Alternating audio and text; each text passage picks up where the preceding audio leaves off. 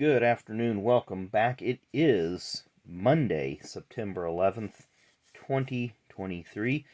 Of course, very important day in American history. I think we all know the events of September 11th, 2001, so we won't go into any detail onto that because there's plenty of information out there. We'll just think about all the lives that were lost needlessly on that day and hopefully move forward and, as a country, grow from it, learn from it, and just be stronger overall. So with that, let's go ahead and move forward. It's a happy day. It's birthdays and events. So we have a few birthdays to talk about, but we've got quite a few events, so let's go to those. On this day in 1977 at Richmond Fairgrounds Raceway, Neil Bonnet wins his first career Cup Series race, driving for Jim Stacy, aka J.D. Stacy. This was Stacy's first foray as a car owner. He bought the former K&K Insurance team of Nord Crosskopf earlier in the year. Bonnet was tabbed as the driver, and this was their first win as an owner and a driver. 1988, at the newly redesigned Richmond Fairgrounds Raceway, then known as Richmond International Raceway after the changeover, Davey Allison wins the first Cup race at the new track.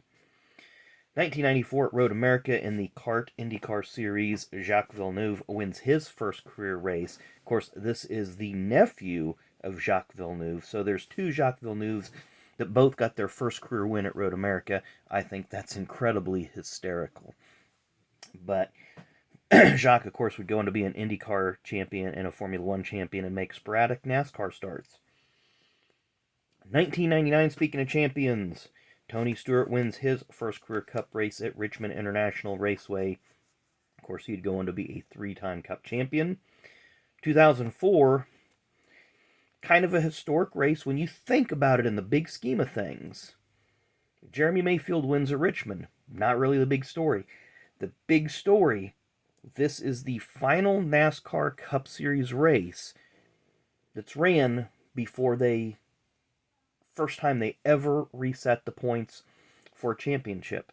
So prior to 2004, points never got reset. You ran the full season.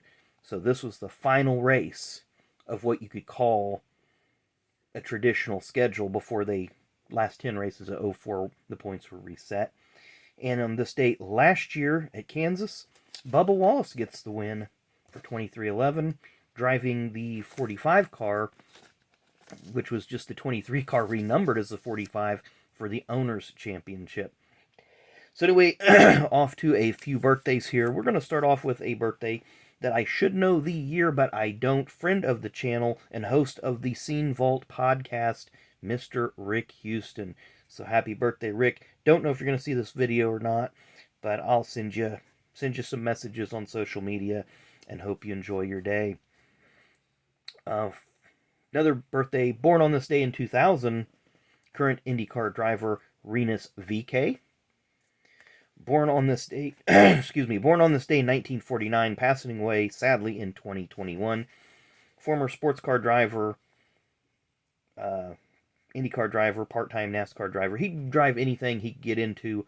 Mr. Bill Whittington, part of that Whittington family of racing brothers. And our final birthday, the only one that I have a card of, or actually got two of, born on this day, 1929, passed away sadly in 2005. The winner of the inaugural World 600, Mr. Joe Lee Johnson. So we're going to flip this card around.